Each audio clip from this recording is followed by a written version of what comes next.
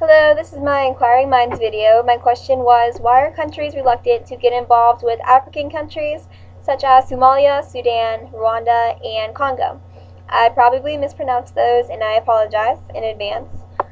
In my opinion, I think the biggest factor in not getting involved with those African countries is the fact that we went to Somalia in 1992. They were having conflicts because opposing clans overthrew the government and the whole country was thrown into a state of turmoil.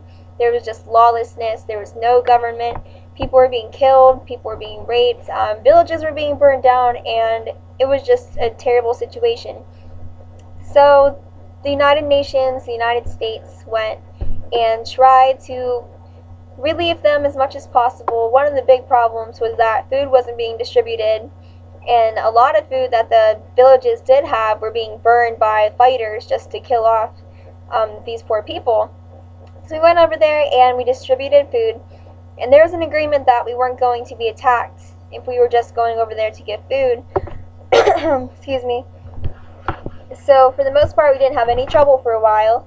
The only trouble we really had was that some fighters would still go ahead and steal the food that we were trying to distribute, but there weren't any big conflicts until there was a event called Black Hawk Down, where we had a helicopter that was shot down by the Somalian rebel fighters, and after that there was just conflicts, and about 42 Americans were killed, and because of that they decided to withdraw because it wasn't the intention was not to go over there and become involved in any kind of war or conflict. We did not go over there to fight. It was not for that purpose.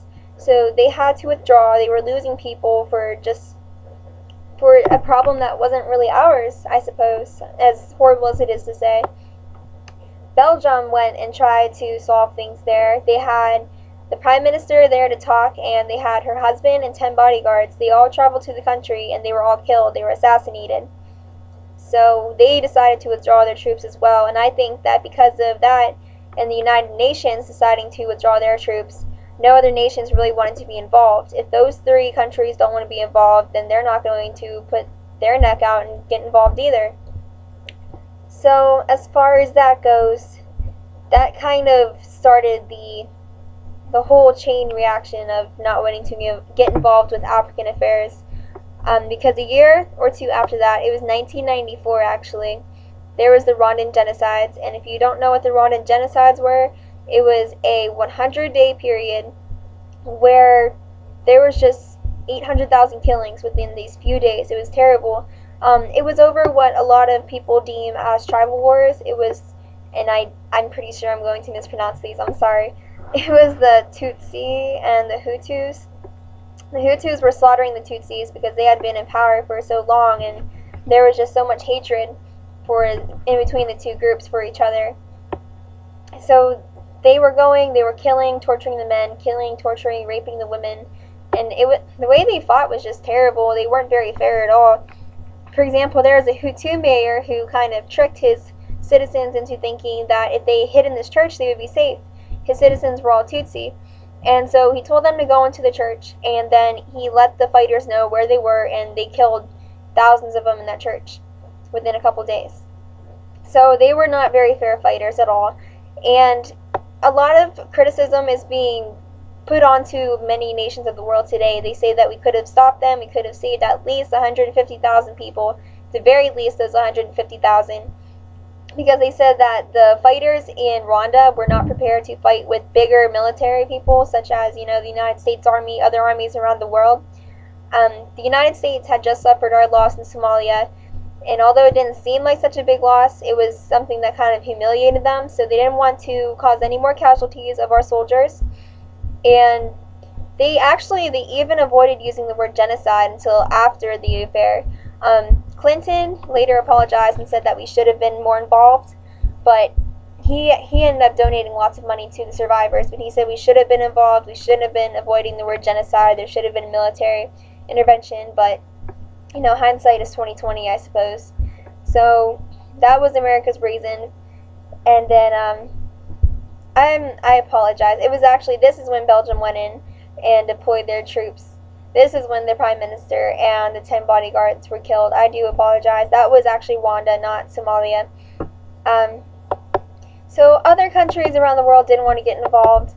France actually supported them. They had influence in Africa. So they provided them with weapons, and they provided them with armies. Their armies grew from 5,000 to 40,000 with the help of France and other countries. So far, the biggest reasons why they didn't want to get involved was because of the fact that it's very expensive to be involved in these conflicts. It's expensive in money, it's expensive in body counts. They didn't want to cause any more casualties. And then another problem is that those countries are very remote. There's not a lot of paved roads, it's hard to get around, and we don't really know the map. We don't know their landscape, so we don't have the upper hand whatsoever. Another conflict they're having today, even today, is Sudan. The Darfur region, which is in western Sudan, they had a genocide that started in 2003, and it's still happening today. You might have heard of Kony. They had the whole Kony 2012 campaign. That's where it was located, and they still have child soldiers today. They still have killings and rapings every day, and so far, according to the statistics, 480,000 have been killed, but we don't know for sure how many have been killed. Those are just as many body counts that we have found. And so the Sudanese are attacking their own citizens. It's not rebel fighters, it's the actual government are attacking their citizens because the citizens were fed up with the fact that back in the 90s, they weren't being protected from nomadic Arab groups. They were being attacked, they were being killed, and the government wasn't doing much to protect them, so they formed two groups. I'm sorry, let me check my information just to make sure I'm saying this right. There was the Sudan Liberation Army and the Justice Equality Movement, and in 2003 what happened was the Air Force of the Sudan Army, the actual governmental army, was attacked, and ever since then the government let loose a pretty much terror group called the Janjaweed, otherwise known as the Devils on Horseback, to just kill these people. And a couple websites said they were only the non-Arab people, but I think it's more of they just kind of kill whoever's in their way. So they have that problem, and so we don't want to get involved. We as the world don't want to get involved in a place where it's just killing of the own government. It's the corrupt government that's causing the problems, and really there's no way for us to win that because it's something they have to solve for themselves. We can't make them have peace. We can't make them have democracy, and there's nothing we can really do to force. We can't force them, that's their own problem. So that's another reason why we don't want to get involved, because the only way we're going to get involved is if we know we can establish some kind of peace. If there's all this fighting while we're still in numerous other wars and conflicts, then there's just really nothing that we can do until they establish some kind of treaty, I suppose, some kind of solution. Because the Darfur government won't surrender, and we still aid those people. There's 4.7 million people who rely on humanitarian aid, but we can't stop the fighting.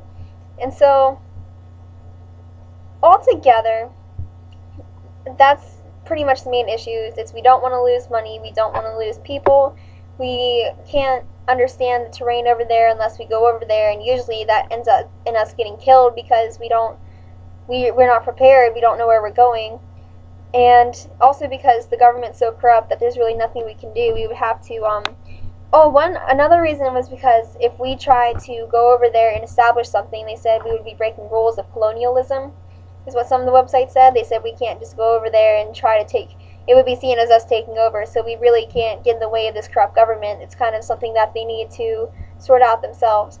And then one last reason is because of the media, because we get plenty of media coverage on things like ISIS, but the struggles in Africa in the 2000s, from 2000 to 2010, Africa was only in the media coverage 10% of the time, so they really don't have a lot of media coverage. And until I was asked to research this question, I honestly wasn't really aware of all the things that was happening there, because people still die every day, people are still being oppressed by their governments. So the only solution really, in my opinion, is for them to solve their own conflicts. We can't really get involved with these civil wars and these just corrupt governments.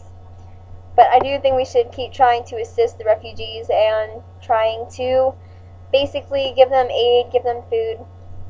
And if you're interested in the Rwanda genocide, I read a book a couple years ago actually called First They Killed My Father, which is really interesting and it gives you a good insight to that. Thank you for watching the video.